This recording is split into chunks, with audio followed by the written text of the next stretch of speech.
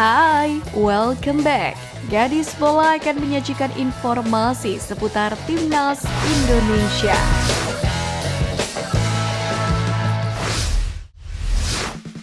Media Vietnam menyoroti keberhasilan Timnas Indonesia U19 yang sukses menjuarai Piala AFF U19 2024.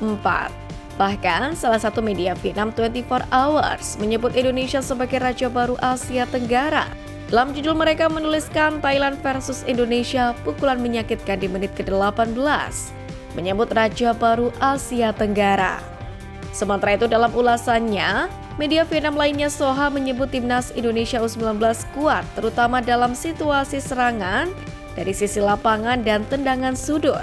Sementara itu media Vietnam lainnya, Bau Lao Chai, menilai tim junior Indonesia terus memberikan kesan kuat di turnamen level kelompok umur. Media Vietnam menyoroti langkah Timnas Indonesia U19 usai berhasil meraih juara Piala AFF U19 2024. Bahkan di kualifikasi Piala Asia U20 2025. Mereka meramal jika Timnas Indonesia akan finish menjadi juara grup. Namun sebelum itu, skuad Indra Syafri akan melakoni TC untuk kualifikasi Piala Asia U20 2025. Setelah memenangkan Piala AFF U19 2024, anak asuh Indra Syafri bakal menjadwalkan pemusatan latihan atau TC di Korea Selatan.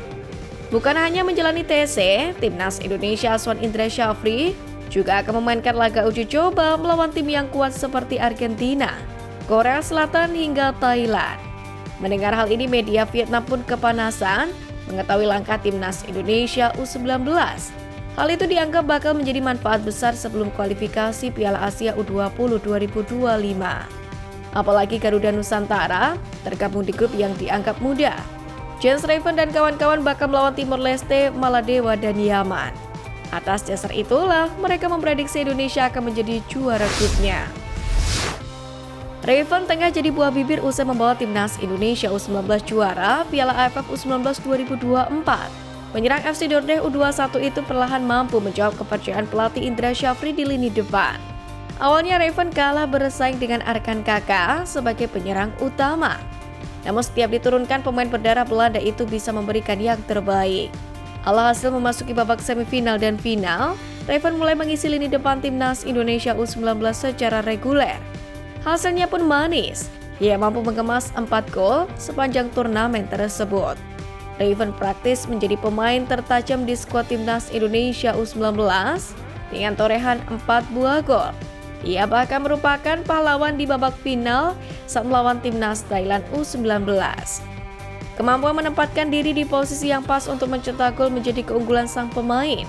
Seluruh golnya pun menjadi bukti ketajaman insting untuk menyelesaikan peluang. Akibatnya, pecinta sepak bola di akun TikTok @rffootball_real1 lantas menyamakan Raven dengan Inzaghi.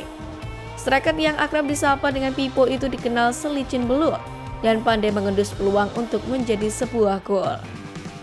Tentunya masih sangat jauh bagi Raven untuk bisa dibandingkan dengan Inzaghi.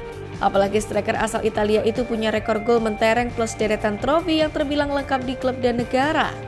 Namun demikian itu bisa menjadi semangat dan motivasinya untuk bisa terus berkembang lagi. Kiper Timnas Indonesia U19 Ikram Al-Ghifari menyambut gelar individu kiper terbaik di Piala AFF U19 2024 kemarin.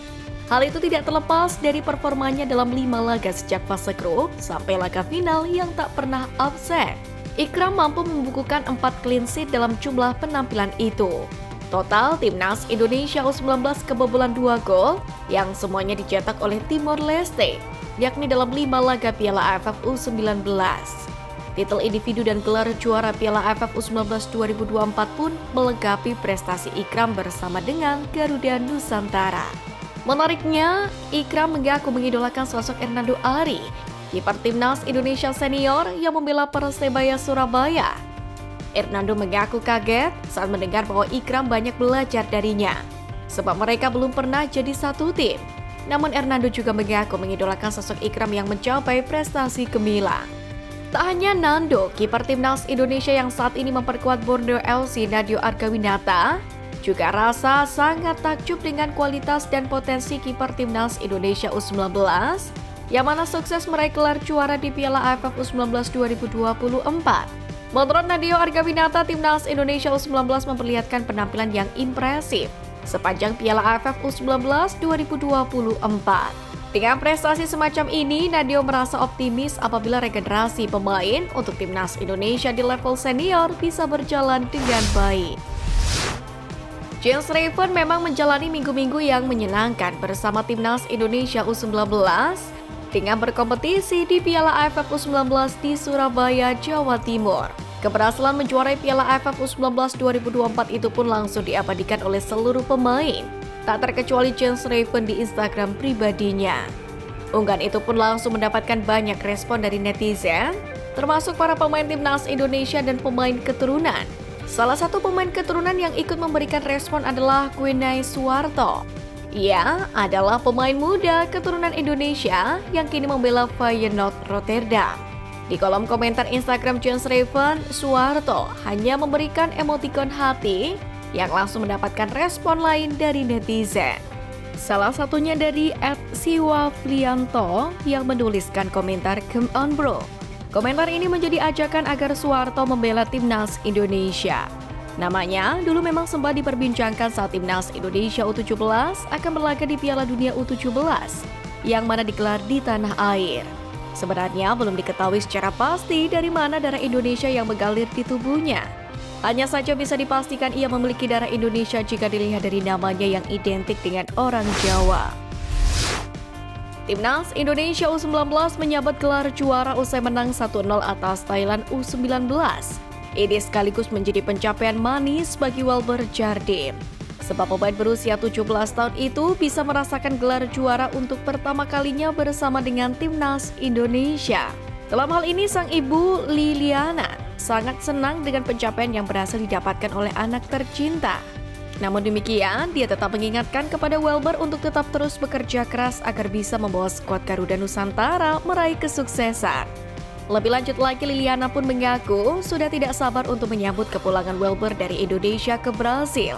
Karena pastinya bakal ada segudang cerita yang disampaikan anak tercintanya setelah menjalani tugas negara bersama Garuda Nusantara. Ketum PSSI Erick Thohir mengungkapkan bahwa sengketa Martin Paes masih dalam proses di Pengadilan Arbitrase Olahraga atau CAS. Erick Thohir mengisyaratkan bahwa pihaknya masih menunggu persidangan CAS supaya Martin Paes bisa membela Timnas Indonesia. Namun dalam tahap ini FIFA diduga masih belum bisa memberikan lampu hijau terhadap peralihan asosiasi Martin Paes.